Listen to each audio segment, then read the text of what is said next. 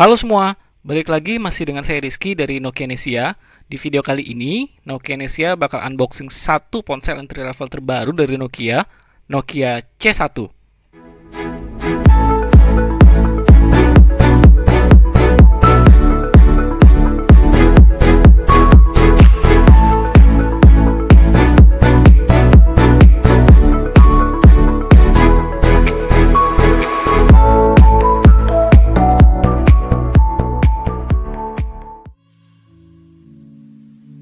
Oke, ini dia kotak dari Nokia C1.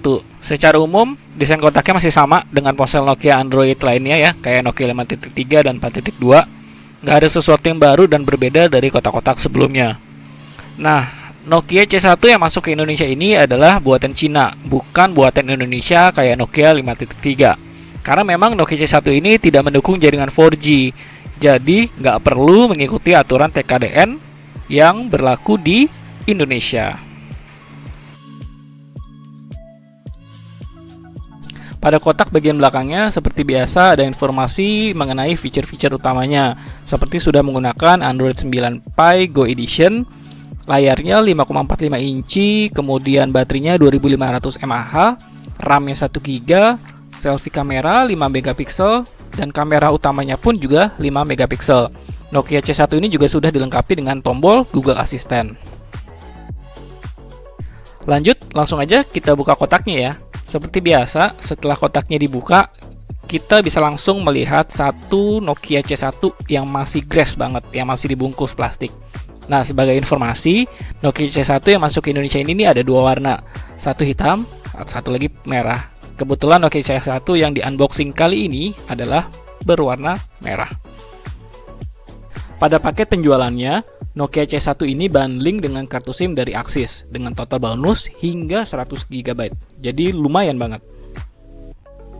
Dan inilah tampilan dari Nokia C1 berwarna merah. Secara umum, tampilan layar depannya tuh sama bodi belakangnya ini nih mirip banget sama Nokia 2 yang sudah rilis duluan pada tahun 2017 lalu.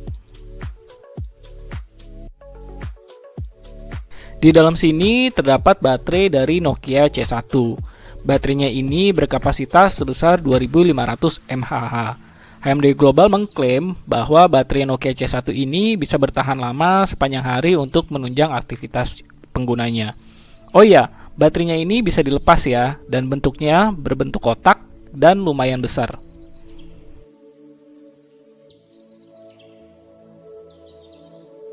Untuk memasang baterainya, ya kayak seperti biasa aja, kayak ponsel-ponsel yang baterainya ini bisa dilepas dan dipasang. Tinggal buka casing belakangnya, terus lanjut tinggal dipasang deh. Selain terdapat tempat baterai, di bodi bagian belakangnya terdapat beberapa slot, seperti slot SIM card 1, kemudian micro SD, kemudian juga ada slot untuk SIM card yang kedua. Nah, sekarang kita coba pasang dulu baterainya biar bisa kita nyalain.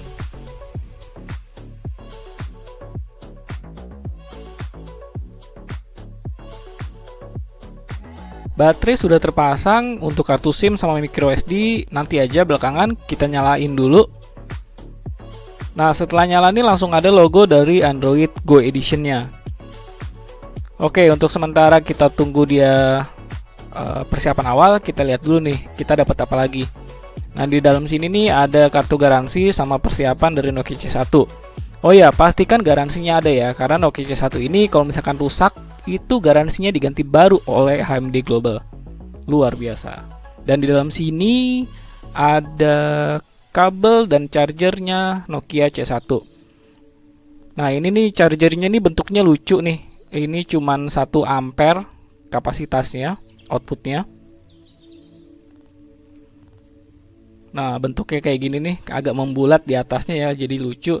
Terus di sini juga ada kabel. Kabelnya ini masih micro USB. Dan ini bisa digunakan untuk ngecas dan untuk transfer data dari Nokia C1 ke PC ataupun ke laptop.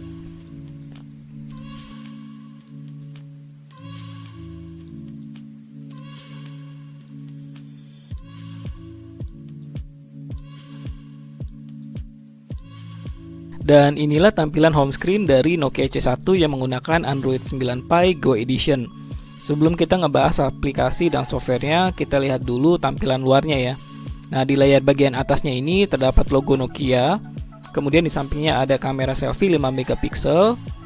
Kemudian di sampingnya lagi ada LED flash. Jadi kalau mau selfie pakai LED flash itu bisa.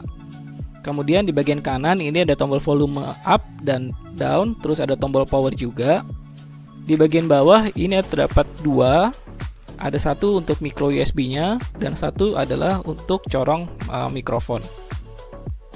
Sementara di bagian kiri terdapat tombol Google Assistant.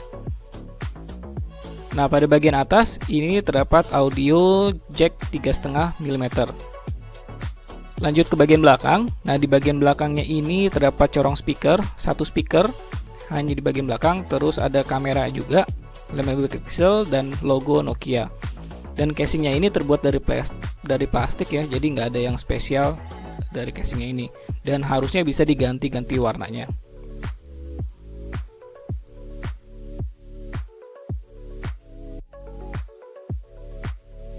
Bagi kalian yang pernah menggunakan Nokia 1 atau ponsel lainnya yang menggunakan Android versi Go, pasti kalian bakal familiar ketika menggunakan Nokia C1 ini. Akses kayak ke notifikasi, ke menu, dan lain-lainnya ini nih berjalan cukup lancar. Meskipun memang nggak mulus-mulus banget, karena terkadang nge-lag. Tapi ya bisa dimaklumi lah, karena RAM-nya ini memang cuman 1 GB. Seperti yang di awal sudah saya bilang, Nokia C1 ini sayangnya hanya mendukung jaringan 3G alias belum 4G. Hampir semua provider seluler di Indonesia bisa digunakan di Nokia C1 ini, terkecuali Smartfren, karena ketika kartu SIM-nya dimasukkan, tidak mendapatkan sinyal. HMD memang mengklaim bahwa Nokia C1 ini bisa bertahan sepanjang hari berkat baterai 2500 mAh.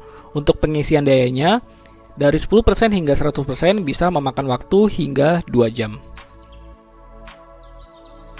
Untuk urusan media penyimpanan, Nokia C1 ini mendukung media penyimpanan internal hingga 16 GB. Namun jangan takut, kalau misalkan kurang, kalian bisa menambahkan micro SD dengan kapasitas hingga 64 GB ke dalam Nokia C1 ini. Pada fitur keamanan, Nokia C1 ini hanya bisa menggunakan PIN atau Face Unlock untuk membuka layarnya. Dan memang tidak ada fitur finger scan di Nokia C1 ini.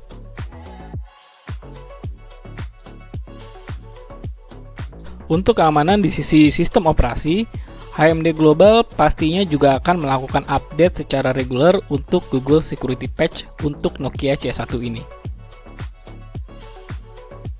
Pada saat melakukan aktivasi Nokia C1 ini, tidak ada masalah tentang mengenai pendaftaran IMEI ya.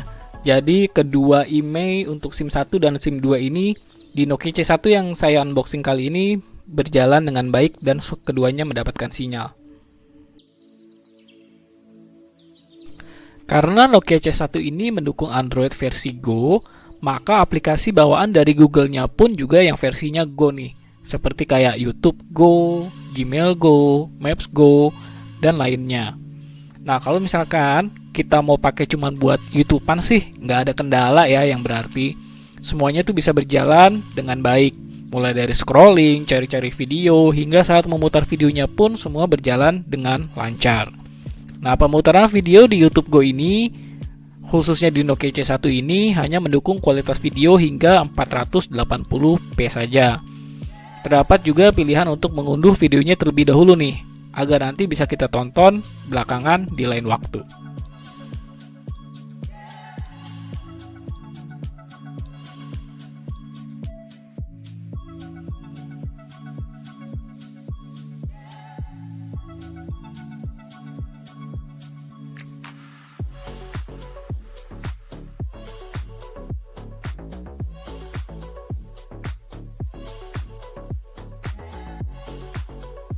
Nah, kalau misalkan di aplikasi YouTube Go itu nggak ada masalah, nah ini ada masalah nih, ada kendala kalau misalkan kita menggunakan Maps Go-nya. Nge-lag itu akan sangat terasa ketika kita membuka Maps. Walaupun sudah versi Go, tapi tetap aja nih terasa nge-lag banget, lambat, sehingga experience dari Google Maps-nya tersebut tuh nggak dapet dan terlebih nggak enak dipakai di Nokia C1 ini.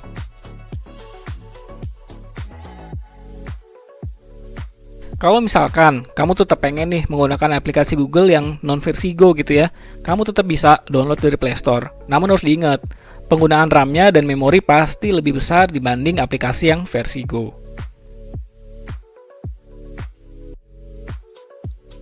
Fitur hiburan lainnya yang ada di Nokia C1 ini adalah FM radio.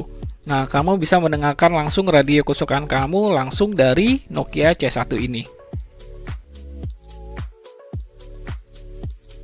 Kalau misalkan ada yang nanya nih, Nokia C1 bisa nggak sih dibuat ngegame? Jawabannya bisa.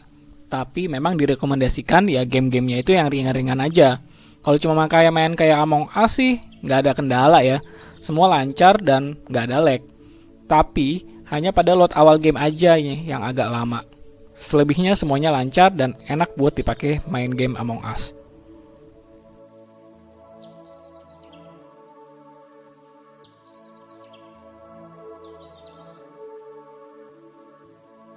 Sekarang saya akan bahas fitur kameranya nih. Kamera depan belakangnya ini sama-sama 5 megapiksel dan dua-duanya juga ada LED flashnya. Untuk aplikasi kameranya sendiri, fitur-fiturnya ini simple banget nih. Contohnya nih cuman ada fitur-fitur timelapse, square, beauty, dan HDR.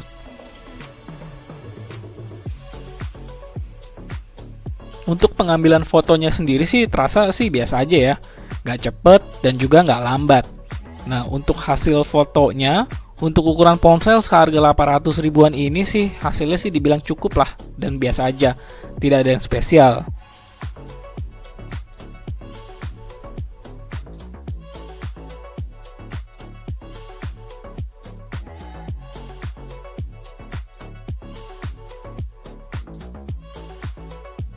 Dan berikut ini adalah beberapa hasil foto dari Nokia C1.